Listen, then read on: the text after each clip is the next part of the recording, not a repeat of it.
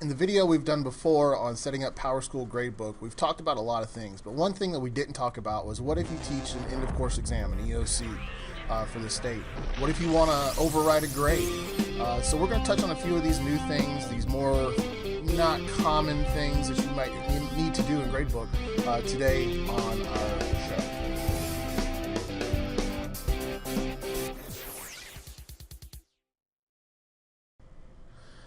So we're going to talk about how to set up our gradebooks today, and we're going to start by logging into PowerSchool.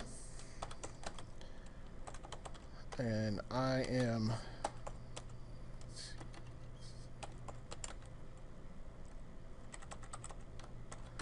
logging in as a teacher. If you've never run PowerSchool on your laptop before, you're going to need to click the drop down arrow over here on the left. Now all of your classes will be over on the right. We're not going to deal with those right now because we're just interested in the gradebook. So we're going to click our drop down and we're going to go to the installer. Now if you've already run this installer, then you don't need to do it again. You only need to do this one time on your laptop if you've never done it before. So we're going to run it because I've never done it on this computer.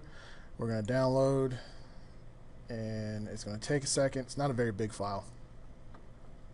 And it's done, so we're waiting for it to finish, and now we're going to install it, and literally we're just going to click through. It takes, I don't know, what, 45 seconds or so, start to finish, and it's done. It doesn't really change much on your computer. It just installs the app in order to open your gradebook. You won't see any new shortcuts or icons or anything like that. So once we've done that, now we can always just click the launch button. So we'll click the launch button, and again it'll download a little file. So every time you click the launch button, it'll download another little file, but they're all the same. So just click launch, click on the downloaded file, and that's what's going to open up our gradebook.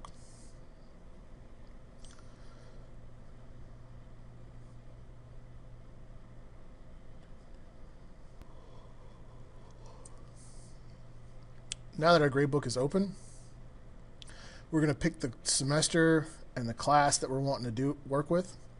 So for this instance, I'm going to pick semester 2 because this teacher already has grades in for semester 1 and I don't mess that up.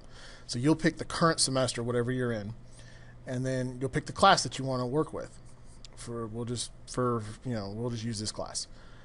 And so we're going to go over here to our grade setup, and we're going to click the little arrow next to semester 2. Now if it says total points, we don't want that. We want term weights. And term weights will come up 100, 100, 100. That's not what you want unless you're teaching biology, English 1, Algebra 1, or world history, the EOC courses. If you're not teaching an EOC course, you don't need C2 or C1. So we'll make that 0. We'll make each quarter 50. Okay, so 50% of the semester grade comes from the first quarter, 50% of the grade comes from the second quarter for the semester. If you have a 9 weeks class, it's a little bit different, but it's the same kind of concept. So once we have that set up for our semester class, we're done. We hit save. And we can close this, and now we're going to go into the quarter setup. So for a semester class, we've set up our semesters, now we got to set up our quarter. So you can do the total points, you can do term weights where you pick categories, or you can do the category weights. Actually, you won't do term weights, you'll do category weights or total points if you keep track of your scores. Now, if you keep track of your scores, you can add the categories, and you can select from the default, or you can come over here and create, let me cancel, and create a new category. So if you want a category that's not in there, you give it a name, an abbreviation, some default settings for that category, and then a description of the category, hit OK, and it'll show up here in your list on this side. And if you go to add the category, it'll show up in this list here too. That's if you want to do category weights and you're keeping up with your grades throughout the semester or the quarter. Now if you're just going to do the grades from Plato, no, I'm not going to save. And you not worry about continually keeping up with the grades in PowerSchool, you're going to want to override the final grade. You still want to set up your semester so that it's 50% quarter one, 50% quarter two. All right, you need to do that. But once you're done with that, you come in, make sure you're on the right quarter. So quarter one or quarter three or quarter four, whatever quarter you're on, make sure you're in the right quarter in the class. And what you're going to do is you're going to click right here where the grades usually show up. You're going to right click and you're going to go show score inspector. And we're going to manually override. Now you got to put the percent and the grade for this to work. So let's say the student got 92. So we'll type in 92, oops, not 29, 92. And then here we'll go to 92. If you want to put any comments like grades transferred in, from Plato course, something like that, just so if a parent sees it and there's like, how'd you get a 92 when they don't have any grades showing? They'll see that comment. Any comment you put in there will work. Talk to your guidance counselor about how long they want that. Certain links will fit on report cards very nicely. Certain links will cause it to jump spaces and things like that. So something a little short like that will work just fine. So I'm going to close this, and now this student has a final grade of a 92 for quarter three, which gives them for semester two, yes, so we can show this. For semester two right now they've got a 92 because they have nothing in quarter three, quarter four. If we were to add something to quarter four, then our semester grade would change. And that's it for overriding the grades.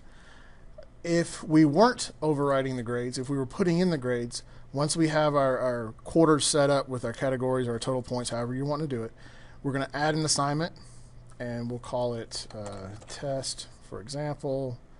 We're going to make it a test.